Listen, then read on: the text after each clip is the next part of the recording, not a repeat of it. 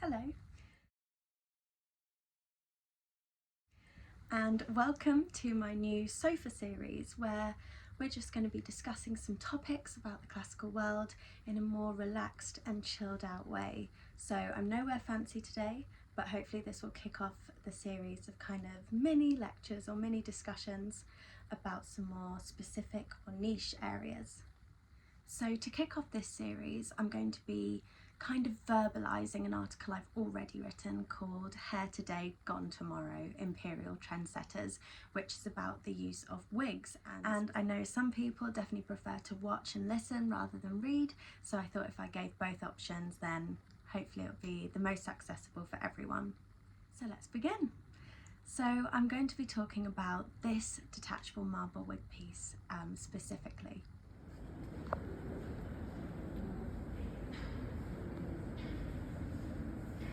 So this piece is from the 2nd or 3rd century CE, and I believe it perfectly captures the zeitgeist of the upper female class in ancient Rome. It is a testament to the idea of beauty and trends and adornment in the ancient world. Things that we may think are more modern concepts absolutely transcended time and have been here since humans have been here, really.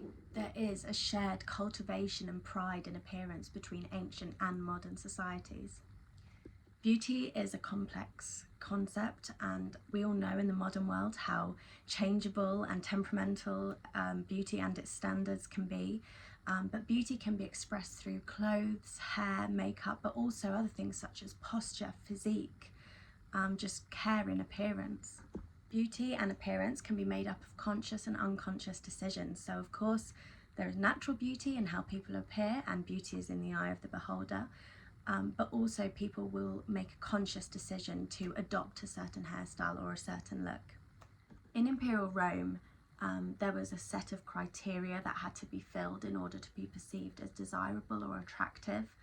And to satisfy this set of tick boxes, you had to demonstrate wealth or status.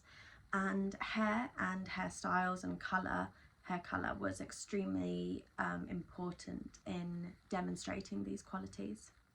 Art was fundamental in expressing beauty and trends, and the sheer volume of sculptures and portraiture documenting women in formal dress or with elaborate hairstyles, and particularly the use of wigs, just reveals how prevalent this was.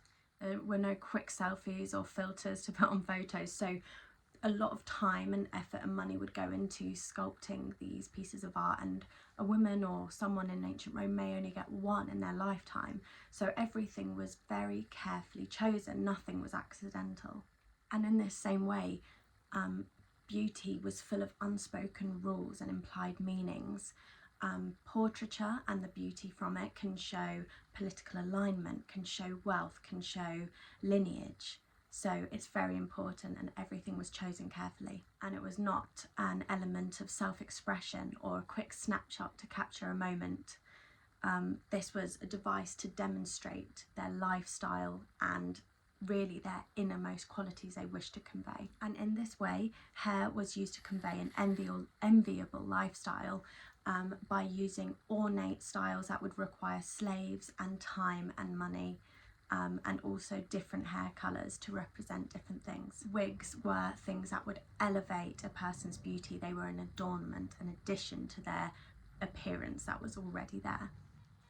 So there may seem to be some more conflicting or confusing aspects, especially since modesty was a trait almost demanded of imperial women. So why would they be wearing these opulent and extravagant wigs?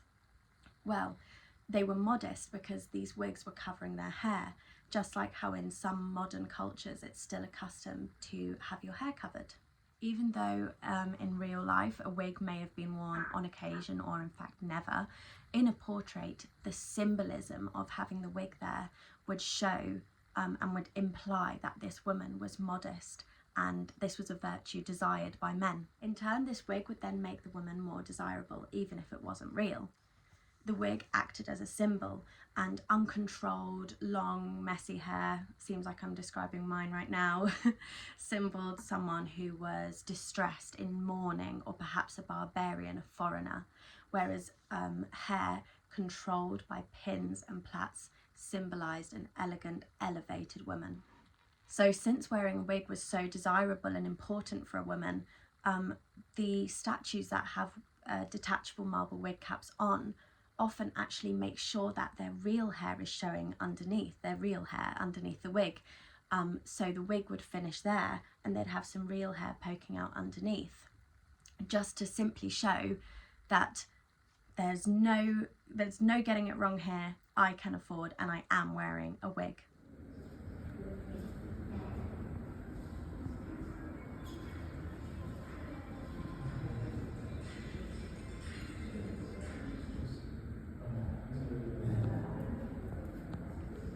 They didn't want any qualms in people thinking that they could simply afford slaves to create an elegant hairstyle out of their own hair.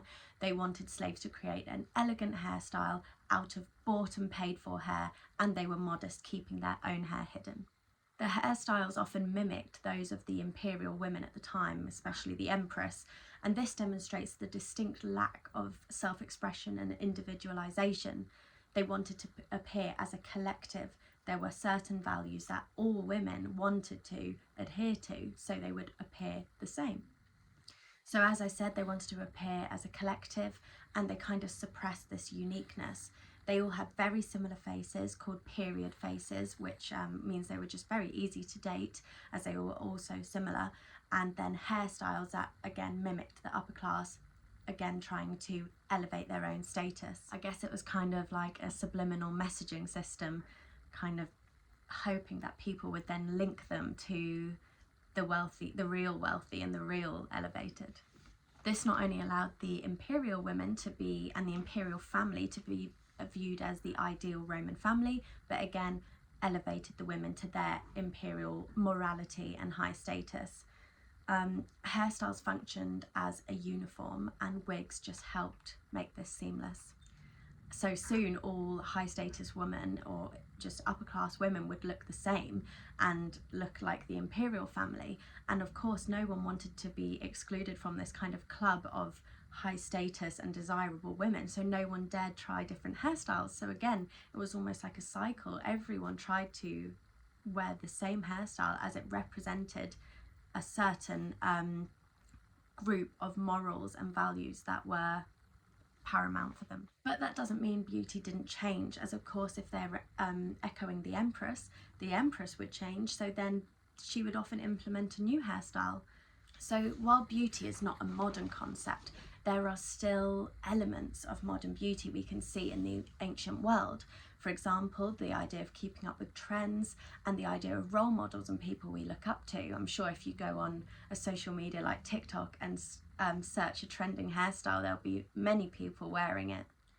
So even though people may dismiss beauty as a superficial concept, in the ancient world, hair transcended surface level, and it was paramount in conveying moral and political and social alignment. So don't underestimate the power of a good scrunchie. Join me next time for another installation of the sofa series and to discuss another ancient concept.